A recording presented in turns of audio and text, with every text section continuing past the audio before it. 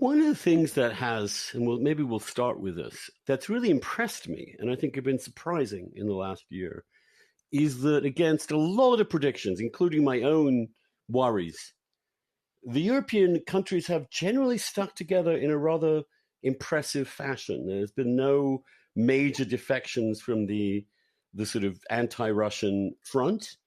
Tell us what your impressions are about the Western European response to the war. So I think I've been actually very impressed and surprised, like you are, by the degree of unity that we've seen from European countries in terms of providing military support for Ukraine, and also the willingness of European countries to test those so-called escalation risks that Russia usually retaliates with some kind of nuclear blackmail or brinkmanship.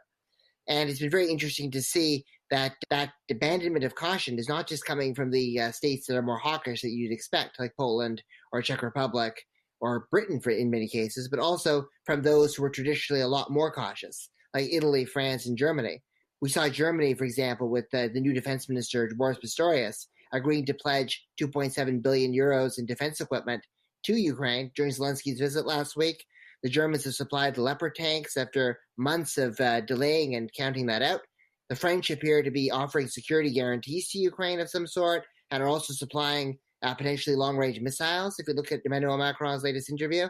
And even Italy, which is traditionally such a friendly relationship with Russia, and at one point wanted Russia to return to the G8 back when Trump was president, now they're supplying lethal arms to Ukraine in large quantities. So I think I'm very, very impressed with the degree of unity that we're seeing in Europe on this issue, and it'll be interesting to see if this extends to other issues relating to sanctioning Russia as well as China and other geopolitical areas.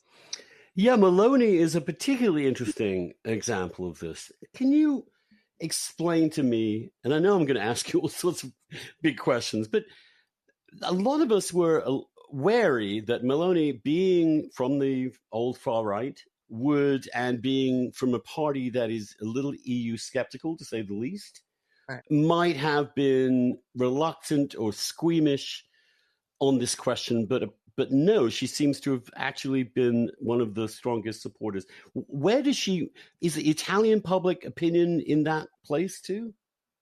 So Maloney was something of a surprise, I think, for a lot of analysts, because many people were concerned that, she had been entertaining the idea of forming a coalition with Silvio Berlusconi, who, of course, had a famously close relationship with Vladimir Putin and has made some offhand comments that would be suggestive of the fact that NATO, not Russia, is the real aggressor. And also, there's a history of Eurosceptic far-right movements in Italy, like Matteo Salvini's Lega Nord, for example, being extremely supportive of engagement with Russia to the point in which we were looking into and wondering whether there was some kind of clandestine Russian financial or other Russian influence links over there. So Maloney has really surprised a lot of people, and she's really kept her word from where she promised in the election campaign that she was going to take a firmer and a stronger stance. And I think that it's part of a broader movement also towards aligning with the views of the United States, as well as to some extent Britain and more of the hawkish Western bloc on great power competition. Maloney is now broaching, for example, withdrawing from China's Belt and Road Initiative.